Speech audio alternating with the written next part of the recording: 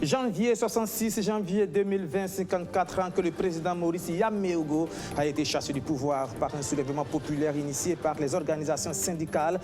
Dans ce journal, vous entendrez le témoignage d'un ancien syndicaliste de l'époque qui revient sur la chronologie et les circonstances des événements de ce jour fatidique. Et côté commémoration, l'UAS, l'unité d'action syndicale, reste plus que jamais déterminée à préserver les acquis des travailleurs. Elle a lancé la mobilisation générale contre l'imposition de l'IUTS sur les primes et indemnités ce 3 janvier à la Bourse du Travail. Et justement, sur cette question de l'IUTS, nous recevrons un invité dans ce journal, Tidiane Kaboré, spécialiste en fiscalité. Il viendra nous expliquer les enjeux de cette mesure au centre du mécontentement des travailleurs. Et puis, cette question, quel sera le sort des militants frondeurs de l'UNIR-PS et qui sera le candidat du parti à l'élection présidentielle de 2020? Ce sont à ces deux questions notamment que va répondre le congrès extraordinaire de l'Union pour la Renaissance Parti Sankariste de mars prochain.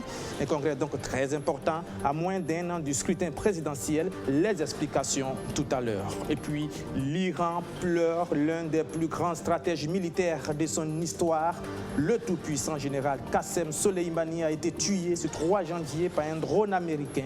Les Iraniens qui promettent une vengeance terrible selon l'expression du guide suprême, l'Ayatollah Khomeini. Voilà pour le sommaire de ce 19h30. Bonsoir et bienvenue. Il y a 54 ans, des centaines de milliers de personnes prenaient d'assaut les rues de Ouagadougou et partout au Burkina pour protester contre la suppression des avantages sociaux des travailleurs décidés par le gouvernement d'alors. Un soulèvement populaire qui va aboutir au départ du président Maurice Yaméogo. Eh bien, cette journée du 3 janvier 1966 est restée comme un souvenir indélébile pour Ousseini Compaoré, délégué syndical à cette époque. Il s'en souvient encore, comme si c'était hier. Jacob Zongo, Ibrahim Compaoré et surtout Justin Dabiré l'ont rencontré à Bobo-Dioulasso. À 76 ans, Ousseini Compaoré se rappelle toujours des événements du 3 janvier 1966. Ce syndicaliste de la première heure a été un acteur principal de cet événement qui a marqué l'histoire du peuple voltaïque aujourd'hui Burkina Faso. Le 3 janvier 1966, Ousseini Compaoré, alors délégué syndical, et ses camarades de l'organisation voltaïque des syndicats libres se sont soulevés comme un seul homme pour dire non aux mesures prises par le gouvernement en place. Qui consiste, oui, à réduire les salaires des travailleurs de 10 à 20% selon l'échelle de chaque travailleur, selon la catégorie de chacun, et de suspendre les allocations familiales. Parce que le budget n'était pas en bon équilibre et qu'il fallait trouver la solution pour remettre ce budget à la ligne. Une pilule difficile à avaler pour les travailleurs, mais pas question pour le gouvernement de faire marche arrière. Les structures syndicales sonnent alors la mobilisation et invitent tous les travailleurs à une grève générale le 3 janvier 1966. Le 3 janvier au matin, à 6 h, moi je suis à l'imprimerie nationale. Tous les camarades étaient là, plus d'une centaine de personnes. Ben, on porte nos blouses, je suis un ouvrier, on porte nos blouses, on prend la route pour aller à la place d'Armes maintenant. On commence à chanter. Napoléon, en fouillant dans sa poche, tiens, lui dit-il, l'argent n'est rien pour un soldat français. Dans mon pays, j'ai labouré la terre, dans mon pays, j'ai gardé les troupeaux et maintenant, en avant. Et c'est comme ça. 1, 2, 1, 2, 1, 2, 1, 2. Le président Maurice Yaméogo finit par capituler et décide de rendre le pouvoir aux militaires. Il lui a dit qu'au vu de la situation, il est le premier président de ce pays. Il ne voudrait pas inaugurer une politique de sang dans son pays. Et pour ce faire, il voudrait seulement demander à l'armée, qui est une institution bien organisée, de pouvoir lui remettre le pouvoir, un pouvoir de transition de 3 ans. Et si ça nécessite qu'on lui ajoute quelques années, on fera 2 ans de plus pour faire 5 ans pour l'armée. Mais il ne voudrait pas forcer ou vouloir, en tout cas, entraîner tout le monde dans le sang. Cette journée du 3 janvier enseigne et les gouvernements et les organisations des travailleurs. C'est-à-dire que chaque gouvernement doit se dire « Ah, vaut mieux aller au dialogue. Vaut mieux être disponible pour le dialogue. » Chaque gouvernement, quels que soient les problèmes qui se présentent, que le gouvernement manifeste la volonté de recevoir les travailleurs, de les écouter. Et qu'ensemble, vous voyez tous ensemble ce qu'il faut faire, ce qu'on peut sauver. Ce n'est que ça seulement que les gouvernements peuvent avoir la paix. Le dialogue pour une paix durable au Burkina Faso, c'est tout le vœu du septuagénaire Ousseynou Compaoré pour cette nouvelle année 2020. Eh bien, pour l'instant, le climat social n'est pas propice à la négociation, au dialogue. Bien au contraire, chaque camp, gouvernement et organisations syndicales se braquent sur la question de l'IUTS, sur les primes et indemnités. C'est donc plutôt le bras de fer qui se profile à l'horizon. Et justement, la commémoration du soulèvement de janvier 1966 est apparue comme une aubaine pour les syndicalistes de sonner la mobilisation générale. Roméo Koïta. J'ai aussi donné des instructions au gouvernement pour la reprise des travaux de la conférence sur l'harmonisation des rémunérations, la trêve sociale que j'ai demandée aux partenaires sociaux. Lorsque le président du Faso renouvelle sa demande de trêve sociale aux partenaires sociaux en cette nouvelle année, en face, on bande déjà les muscles. Alors quand on écoute les discours du président du Faso, nous, ça nous fait sourire. Au même moment, il dit qu'il réitère une trêve sociale. Au même moment, il dit qu'il va relancer la remise à plat des rémunérations. Et qui parle de remise à plat, c'est diminution des salaires des gens. Vous voyez que la question de l'UTS... Justement, la question de l'UTS, l'impôt unique sur les traitements et salaires qui risque d'agiter le front social en 2020. Les syndicats ne comptent pas fléchir les chines. Pas question d'imposer l'UTS sur les primes et indemnités des agents du public, ont-ils réitéré ce vendredi à l'occasion de la commémoration du soulèvement populaire de janvier 1966. Au niveau du public, pourquoi on a dit qu'on n'est pas d'accord? Voilà le document. Nous avons dit à l'État, quand un travailleur va à la retraite, on prend son salaire de base, on ne multiplie pas le nombre d'années, on ne multiplie pas le taux d'annuité qui est 2%. Ça veut dire quelqu'un qui a 200 000 francs comme salaire de base. Tes indemnités aussi avoisinent 200 000. Ça veut dire que tu as un rythme de vie de 400 000. Et quand tu vas aller à la retraite, c'est les 200 000 qu'on prend. Si tu as fait 25 ans, 200 000 multiplié par 25 ans, multiplié par 2%, tu as 50% de 200 000, tu as 100 000 francs à la retraite. Donc tu quittes un rythme de vie de 400 000 à 100 000. Ça veut dire qu'on plafonne ton assassinat sur au maximum 7 ans. C'est donc un nouveau bras de fer qui se profile à l'horizon entre gouvernement et syndicats. Et ce, dans un contexte où l'UAS, l'unité d'action syndicale, semble être divisée sur la question de l'UITS. Alors que la CGTB s'oppose à la mesure, 5 autres centrales syndicales réunies autour de la coalition des syndicats libres du Burkina l'approuvent. Ce 3 janvier, une clarification des positions s'imposait. Nous avons été clairs et fermes avec eux. Dans le mouvement syndical, on n'accepte pas la trahison. Quand on porte les flambeaux de ceux qui vous ont mandaté, il faut un minimum de dignité. Les travailleurs ne les ont jamais demandé d'aller dire qu'ils n'ont qu'à retourner la veste pour faire imposer les indemnités des gens. Et nous avons dit, celui qui cautionne cette thèse-là, au cas où les primes et indemnités des gens sont supportées, on va les traiter comme tels, comme ceux qui sont au niveau du gouvernement. Les militants venus massivement pour la commémoration du soulèvement populaire invitent les leaders syndicaux à suivre l'exemple des dévanciers. Des dévanciers dont le dernier signataire de la motion de grève occasionnant le départ du président Maurice Yaméogo est décédé le 6 septembre 2019. Un vibrant hommage lui est rendu ce 3 janvier. Voilà, et comme annoncé en début du journal, place maintenant notre invité de ce soir, Tidiane Kaboré. Il est fiscaliste, inspecteur des impôts et il représente ce soir, M. Tidiane Kaboré, vous représentez le directeur général des impôts. C'est ça. Bonsoir et bienvenue. Bonsoir à vous. Alors, on va faire d'abord un peu de pédagogie pour nos téléspectateurs. La question est tout le temps répétée. L'IUTS, qu'est-ce que c'est au juste? Si on veut faire un peu de pédagogie accessible à nos téléspectateurs. Merci bien à la chaîne de télévision BF1 pour avoir donné la parole à M. le directeur général des impôts que je représente pour donner des explications en tant qu'institution exécutante de la loi fiscale. Alors, l'IUTS, pour parler simple, c'est l'impôt unique sur les traitements et salaires, ce qui veut dire que c'est l'impôt qui frappe les revenus des salariés du public et du privé. Hein? Donc, ceux du parapublic, y compris les avantages en nature qui sont évalués pour être pris en compte en fait, dans le calcul de ce impôt. Voilà. Et comment cet impôt-là est prélevé? Alors, ce impôt est prélevé à la source. Ça veut dire que dans le privé, l'impôt unique sur les traitements et salaires est prélevé par l'employeur pour être reversé directement dans les caisses du Trésor public via la Direction générale des impôts. Pour le public, pour les agents de l'État, les fonctionnaires de l'État, c'est retenu également à la source par le Trésor, à travers justement un logiciel dont vous avez certainement entendu parler, le SIGASPE, voilà, justement, qui fait cas justement de traitement pour tout ce qui concerne en fait, les agents publics de l'État. Donc tout est retenu à la source. Alors voilà, on va aller un peu plus dans le concret. Prenons l'exemple d'un travailleur X qui touche 200 000 francs par mois. Qu'est-ce qu'on prélèvera sur son salaire comme IUTS? Alors là, vous me donnez peut-être une gymnastique en fait à présenter, parce que les schémas de l'IUTS, moi je suis, au-delà d'être inspecteur des impôts, j'enseigne.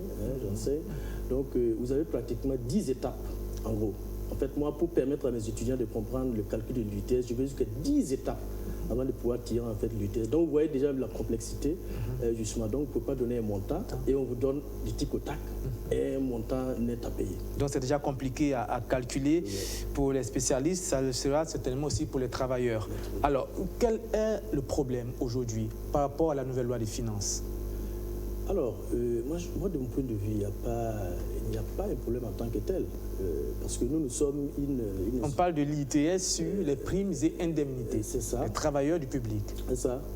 Alors, pour nous, en tant qu'administration fiscale, c'est cela, je vous disais tantôt que nous n'avons pas de problème. Ce que la loi décide, c'est ça nous appliquons. En fait, et qu'est-ce que la loi a décidé et que vous devez appliquer? La loi des finances, par exemple, parle du relèvement des seuils.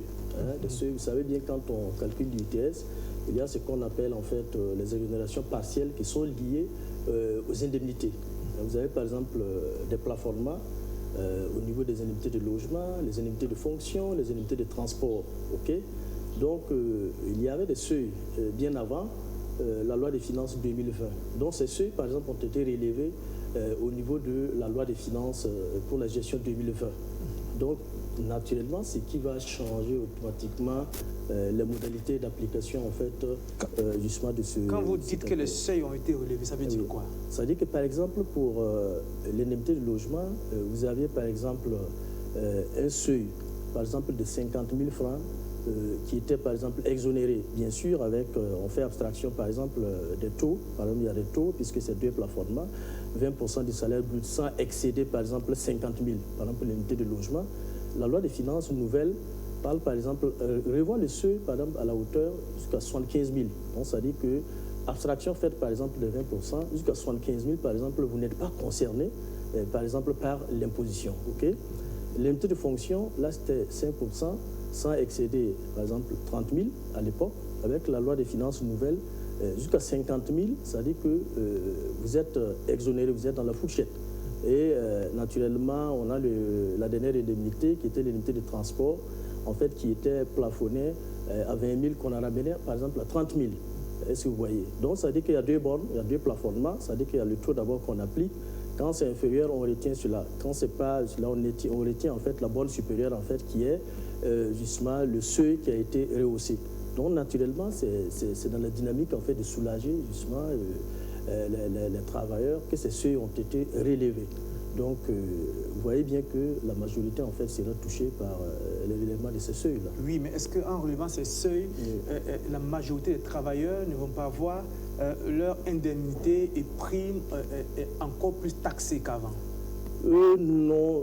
Les estimations à ma possession montrent que les plus petites catégories, d'autres vont se retrouver avec un surplus de 441 francs CFA. C'est-à-dire qu'il y a un surplus de taxation? Oui, 441 francs. Ce n'est pas rien, 441 francs. Oui, mais il faut reconnaître qu'il y a eu plusieurs plateformes qui ont été justement avalisées par le gouvernement à l'époque. Donc il y a eu aussi en fait un gain au niveau des travailleurs. Donc en réalité, ça dit que ce n'est pas en fait un fait nouvelle, le fait de vouloir imposer en fait les primes et les indemnités, sauf que dans le public, les seuils en fait n'étaient pas aussi voilà, justement touchés. C'est-à-dire qu'on n'avait pas, par exemple, des indemnités de logement qui dépassaient les 50 000, c'était des faibles indemnités. Alors que dans le privé, ces indemnités-là déjà avaient franchi en fait les seuils qui étaient exonérés en fait par le Code général des impôts. Donc naturellement, c'est comme si c'était une opérationnalisation de la loi pour ce qui concerne en fait tous ceux qui ont eu en fait des surplus au-delà en fait du seuil suite aux différentes plateformes qui ont été avalisées avec le gouvernement. Donc c'est le surplus en réalité. On discute en fait sur le surplus en fait qui apparaît aujourd'hui et qui doit faire effectivement l'objet en fait d'une taxation selon la loi fiscale. Alors ce que les travailleurs dénoncent, c'est que cette loi fiscale serait une manière de les ponctionner encore davantage par rapport à leurs primes et indemnités. Parce que depuis un certain moment, les revendications d'ordre salarial des organisations syndicales ont été acceptées. Ils ont l'impression que le gouvernement, par cette mesure fiscale, donne de la main gauche et reprend de la main droite à travers cette mesure fiscale. Je ne crois pas que ce soit une absorption en fait, de ce qui a été donné en fait, d'une main gauche. Parce que la plupart des revendications salariales qui ont été satisfaites portent sur les primes et indemnités, justement. Et le gouvernement accepte d'augmenter ces primes et indemnités. Et puis derrière, le gouvernement fait voter une loi pour reprendre ces primes et indemnités en les taxant. Non, en réalité, ce n'est pas ce que je vous disais tantôt. C'est ce que pensent les organisations syndicales. Mais moi, je m'en tiens en fait à l'aspect technique. C'est ce que je vous disais. Par exemple, l'imposition en fait, par exemple, des primes et des indemnités figure dans le Code général des impôts. Ce n'est pas avec la loi des finances 2020. La loi des finances 2020 ne fait que relever les seuils. Oui. Sinon, en fait, l'application, comme je vous disais tantôt, c'est-à-dire qu'elle n'était pas effective. C'est maintenant qu'ils sont en train de vouloir opérationnaliser. En relevant les seuils, vous touchez la plupart des revendications qui ont été accordées. Non, au contraire. Au contraire. Combien de gens ont des unités de transport? Au contraire, ça dit que beaucoup de gens justement en fait vont justement sortir en fait de cette position d'ajustement. C'est ceux qui ont eu plus, parce qu'en fait l'UTS en fait a un barème à taux progressif, c'est-à-dire que plus le salaire grimpe, plus aussi en fait les taux grimpent. Parce que là on a la première tranche qui est exonérée, 0 à 30 000, mais ça va jusqu'à 25%. Donc plus en fait le salaire grimpe. Donc vous allez voir que pratiquement ceux qui ont eu aussi engrangé aussi des gains en fait dans ces conventions-là qui viennent effectivement aussi. Qu'est-ce que l'État gagne avec cette nouvelle mesure fiscale? Alors, l'État, c'est comme je vous le disais, la Direction générale des impôts est une structure chargée de la mise en œuvre de la politique fiscale, chargée d'appliquer la loi fiscale, chargée aussi de veiller aussi à la justice fiscale. Donc c'est pour dire d'abord que l'un des premiers points, il faut dire que c'est certainement la recherche en fait de l'équité. La recherche de l'équité. Voilà, justement, donc c'est ça qui a été justement parce que la première chose qui avait été demandée, je crois, par les syndicats, c'était en fait de défiscaliser toutes les primes et indemnités. Je crois que vous les journalistes... Que ce soit pour les privés comme pour les publics. Privés, voilà justement. Mais aujourd'hui, il y a un problème qui est là. Quand vous regardez l'UTS, en fait, c'est un impôt très rentable. Quand vous regardez l'UTS de 2010 à 2018, 2010... C'est rentable pour l'État. Oui, 2010, on était autour de 50 milliards et quelques. Et en 2018, on se retrouve avec 101 milliards et quelques. Donc ça veut dire que déjà, pour moi, je ne vois pas ça déjà comme un gain pour l'État, mais je vois aussi comme quelque chose qui honore les travailleurs aussi. Parce que... ils ne le voient pas comme ça, les travailleurs. Pour moi en fait, c'est une fierté aussi, en fait, de dire que voilà notre part de contribution. Parce que par moment, les gens aussi disent qu'ils vous ne contribuez pas. Il y a déjà l'UTS, les salaires. Il y a déjà l'UTS, les salaires. Non, mais justement, c'est l'UTS qui représente justement ces 101 milliards là dont je parle. Et le public et le privé. C'est là que je dis que c'est déjà... C'est sur les salaires. Oui. Pas plus sur les premières indemnités. Non, c'est dans l'ensemble. C'est l'ensemble qui donne les 101 milliards. Donc c'est ça, je dis que... Donc l'État, justement, ne pouvait pas dire, bon, voilà, on laisse tomber 101 milliards, tout en se disant, ben, on les trouve où? On crée des impôts compensatoires, on les trouve où? Donc, ce qui fait que, justement, ils ont préféré, que tout le monde soit... voilà, justement. Donc, il y a ce volet. Et aussi, je sais que vous entendez en termes de gains aussi, puisque à travers la presse, justement, les gens parlaient de 40 ou 50 milliards que l'État attendait. Je crois que non, les informations à ma possession présentent 3 milliards, surtout de 3 milliards, puisqu'il y aura des pertes qui vont être engrangées au niveau de... Bon, qui vont être ressenties au niveau du privé, puisque le privé, en fait, voilà, justement, va être plus soulagé, en fait, dans cette affaire. Et puis, bon, voilà, les gains maintenant de l'autre côté, quand on compense, on se retrouve avec 3 milliards pour l'État. Ça n'atteint pas les 40 milliards qui étaient cités. Merci. Tidiane Kaboré, une dernière question. Est-ce que la Direction générale des impôts qui vous envoie accepterait de vous envoyer ou d'envoyer une autre personne pour un débat entre l'administration fiscale et puis les organisations syndicales pour permettre argument contre argument aux téléspectateurs de comprendre les enjeux de cette nouvelle mesure fiscale? Est-ce que c'est possible? Alors, moi je pense que je suis un représentant. Je crois que si le directeur général des impôts, le ministre de l'économie et des finances me suit, je crois qu'au moment indiqué... Alors si vous transmettrez notre invitation façon, au directeur général des impôts et au ministre de l'économie. Nous l'attendons pour un débat avec les organisations syndicales pour permettre à nos téléspectateurs de comprendre le bien fondé de cette loi, les enjeux en question. Ce serait plus facile à comprendre. Parce que là, vous expliquez, après les syndicalistes dont leur explication n'a pas, et puis bon, on ne sait pas, tu crois, mais argument contre argument, ça permettrait de faire la lumière. Merci d'être venu sur ce plateau, M. Tidiane Kaboré. Et c'est ici que ça arrête notre entretien. Mais vous savez que les primes et indemnités sont très important pour tous les travailleurs. Il y a ceux du centre Muraz qui sont en mouvement et qui dénoncent l'opacité qui entourerait la gestion de ces deux instruments par la direction de cette structure de recherche. Ils ont manifesté leur mécontentement la semaine dernière, surtout au Justin Dabiré. Nos primes ne doivent pas servir à payer des V8 ou encore non au muta-muta, au clientélisme sur les contrats de recherche. Ce sont entre autres les messages du personnel du centre Muraz à l'endroit du directeur général de l'Institut national de santé publique. Ces agents protestent contre le refus de paiement de la prime de gestion de laboratoire de recherche par le directeur général de l'Institut national de santé publique. Cette prime est un avantage octroyé au personnel du centre Muraz pour compenser l'absence de l'indemnité de garde selon un arrêté conjoint interministériel de 2015. Pratiquement toute l'année 2019, rien n'a été versé au titre des primes de gestion. C'est-à-dire un projet qui signe un contrat pour mener ses activités au centre Muraz, il paye ce qu'on appelle des frais de gestion parce qu'il utilise les bâtiments, le personnel, l'électricité, tout ce qui est comme charge de l'administration, et c'est autour de 10 à 15% de son budget. Dans ces 10 à 15%, c'est 30% des 10 à 15% qui sont prélevés pour le personnel. Et donc, c'est ça qu'on réclame. Donc, ce n'est pas un truc du budget de l'État ou des trucs comme ça. Le délai de 30 novembre, pour nous, c'est en fait de la diversion, un jeu pour gagner du temps. Donc, on a catégoriquement rejeté cette proposition. Et pour nous, il faut payer la prime ici et maintenant, parce qu'on a compris que c'était du dilatoire. Du dilatoire, mais aussi de la mauvaise gestion au sein de la direction générale de l'Institut national de santé publique, selon Mamadou Ouedraogo. Il y a un problème de gestion parce que vous avez des projets de recherche qui se mènent, vous n'avez pas une idée de ce qu'il y a comme budget. Les budgets sont comme des secrets au niveau de notre centre de recherche, alors que ça doit être transparent. Un projet, ça a un coût, il y a des activités à mener, il y a des postes, et tout ça, ça doit être détaillé. Quand quelqu'un intervient au titre du projet, voilà ce qui doit être payé. Voilà, en termes d'équipement, d'acquisition de véhicules, tout devait être transparent. Le personnel du centre Muraz dénonce également le fait que les locaux du centre Muraz soient sous-utilisés par la direction générale de l'Institut national de santé publique. Un fait qui vise la mort du centre Muraz, affirme Mamadou Ouedraogo. Quand vous faites le tour au niveau du centre Muraz, c'est pratiquement un vide total. Vous avez beaucoup de bâtiments où c'est un vide total. On a au moins 3 bâtiments où le taux d'occupation, c'est vraiment en deçà des attentes. Donc, du fait de l'INSP, du choix actuel de la direction générale du forcément s'installer à Ouagadougou, le centre s'est vu vidé. Alors que bon, les bâtiments peuvent être occupés en attendant que le siège soit en tout cas construit par l'État. On estime que pour ne pas en tout cas cautionner une mort pour le centre Muraz, il faut occuper les bâtiments pour en faire le siège en attendant. La suite de ce mouvement d'humeur du personnel du centre Muraz va dépendre de la réaction du directeur général de l'Institut national de santé publique. Si rien n'est fait, d'autres actions vont suivre selon Mamadou Ouedraogo en vue de la satisfaction totale de leurs revendications.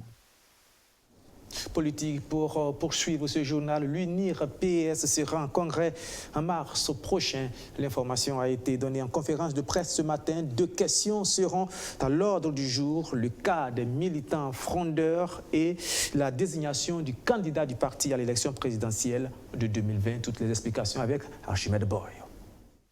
Au prochain congrès de l'Union pour la Renaissance, parti Sankaris UNIPS, la question des militants frondeurs sera sur la table de discussion. Vous savez donc que quand on va à un congrès, ce n'est pas actuellement qu'il faut dire ce qu'il faut faire. Il appartiendra donc aux congressistes par rapport à l'ensemble des questions qui seront soulevées, de prendre la décision qui sied.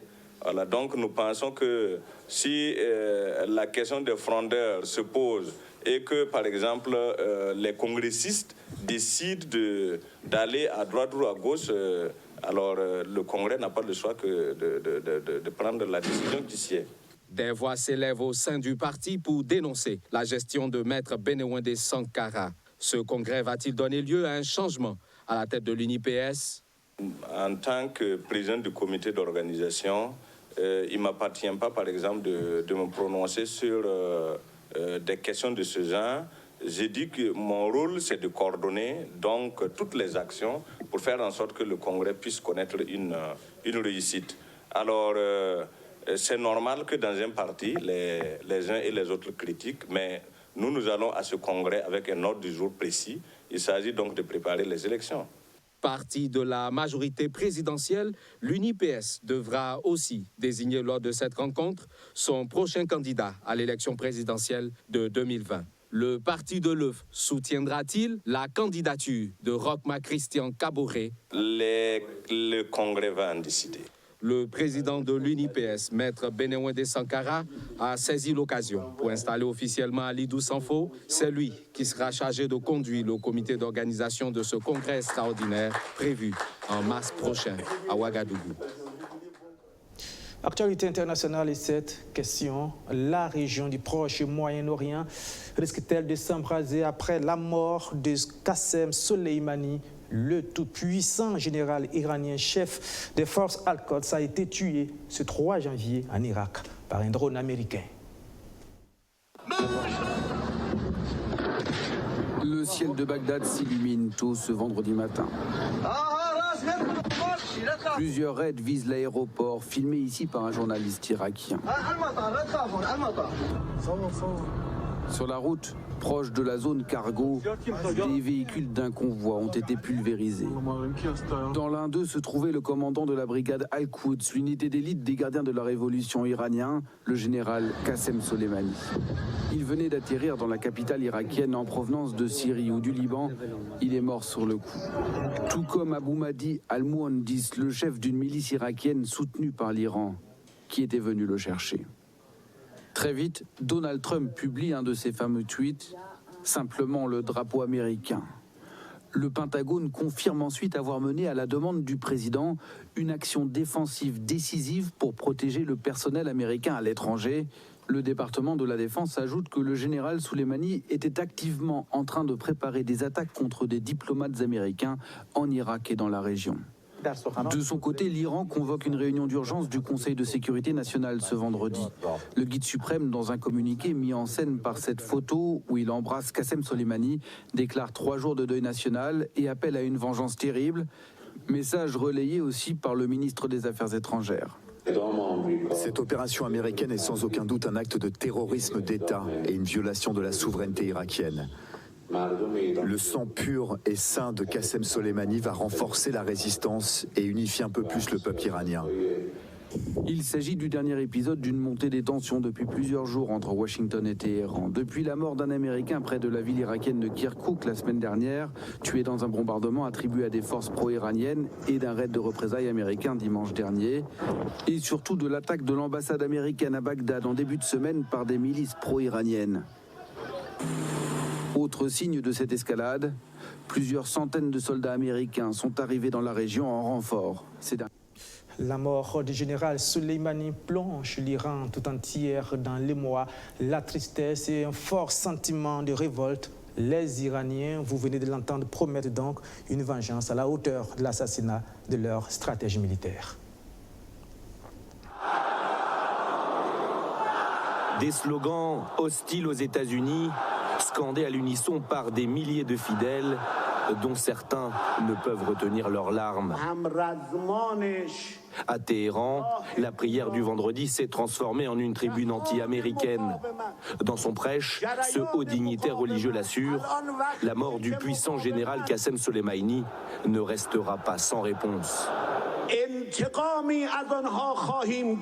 Notre vengeance sera telle qu'elle va transformer leur beau jour en une nuit sombre. Le temps est venu d'éliminer ces sales animaux nuisibles de la région. Dans les rues de la capitale iranienne, l'emblématique chef des brigades Al-Quds est considéré comme un martyr, un modèle à suivre pour ses habitants. L'ensemble de l'Iran et tous les pays islamiques, nous sommes tous le général Soleimani. Notre pays va produire du coup bien d'autres Soleimani, ça je peux vous l'assurer. Si beaucoup appellent à la résistance face à l'Amérique de Donald Trump, d'autres redoutent le pire dans les mois à venir. Cela ne va pas rester sans réponse. Et je pense que de graves incidents vont se produire dans la région. Les États-Unis, les Irakiens et les autres pays de la région vont beaucoup en souffrir. Selon une étude publiée en 2018, 83% des Iraniens interrogés avaient une opinion favorable de Qassem Soleimani, un homme encore plus populaire que le président Hassan Rouhani lui-même. Voilà, et c'est ici que prend fin ce journal. Merci de l'avoir suivi et merci encore une fois de votre fidélité renouvelée.